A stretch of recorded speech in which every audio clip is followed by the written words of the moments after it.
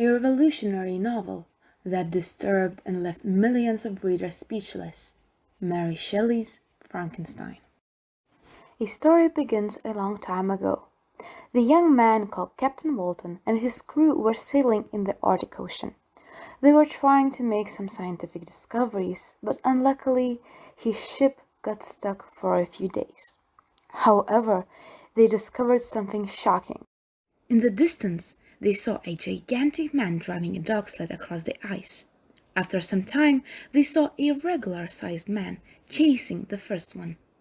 However, the second man was weak and exhausted, so the sailors decided to take him abroad.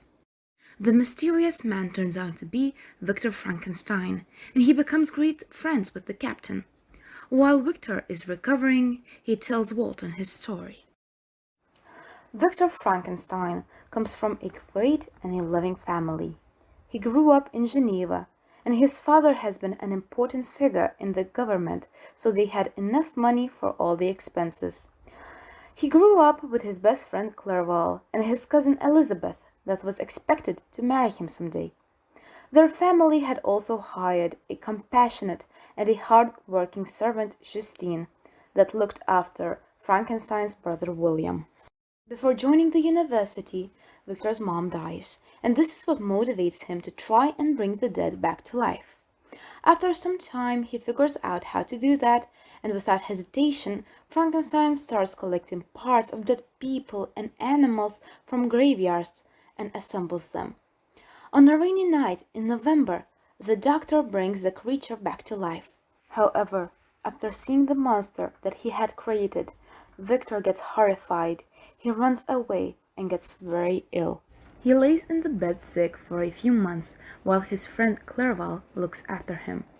Then one day, when Victor feels much better, he gets a letter saying that his little brother was murdered. And surprisingly, the main suspect was their servant Justine. Frankenstein knew that it wasn't true, and that the real killer was the monster that he had created. But he couldn't prove that, so their kind and loving Justine got punished by death.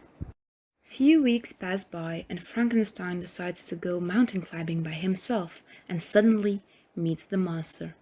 He makes Frankenstein sit down and listen to the story of his journey. The monster describes how he came back to life without any memory or understanding of life. He felt like a newborn baby that was left alone to die by his parents. For some time he lived in a forest where he fed on berries and nuts. He tried to approach some people, but none of them would help. They all got frightened by the monster and his ugliness. Most of the time they ran away, or sometimes they even attacked him. After a long time, the monster finally found a shelter next to a small house, and through the gap in the wall, he could observe the family living there. Those people seemed to love each other. The father of the family was blind, but every evening he would bring out his guitar and play songs to his friends and children. Luckily for the monster, the family had a guest from Arabia. She didn't know how to speak English, so the blind man's son had to teach her everything from the language to history. By observing them, the monster learned how to speak and communicate with others. One day, the monster pretends to be a traveler and speaks with the blind man alone because he can't judge the monster for his looks.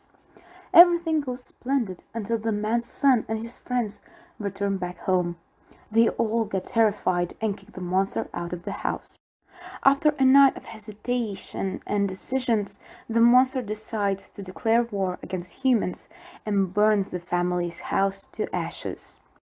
Then he starts his long stride to Geneva, wanting to get his revenge on Frankenstein, the man that created him and let him to die. When the monster gets to Geneva, he finds this young boy that could help him learn his ways around the town. But when the boy mentions that his brother is Frankenstein, the monster strangles him to death. After telling the story, the monster demands Frankenstein to create him a female companion, just as ugly as he is. Then they would wander off somewhere far away, so nobody could find them or disturb them, or otherwise the monster will kill lots of people Frankenstein loves. Victor agrees and starts working on the new project. However, at the end, he gets disgusted about what he's about to do and destroys the new creature before it's done. Frankenstein takes all the parts of the dead body and gets them into the boat. Later that night, he dumps the limbs and the organs into the water and sleeps while the boat is sailing slowly. In the morning, Frankenstein feels heartbroken because he finds out that his best friend Clerval was strangled to death by the monster. Few weeks pass by and Frankenstein gets back on his feet again and marries Elizabeth. Victor is sure that his monster will try to kill him at the wedding night. However, the one who gets killed is his wife.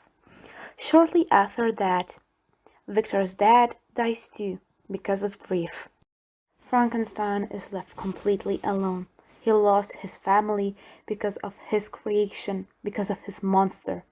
That's why he swore to annihilate the monster he created, no matter what it takes. Shortly after telling the whole story to Walton, Victor dies. Right after that, the monster appears aboard to say the final goodbye to his creator. He tells Walton that he didn't mean to be bad or to kill anyone, and that now he will wander off and burn himself to ashes.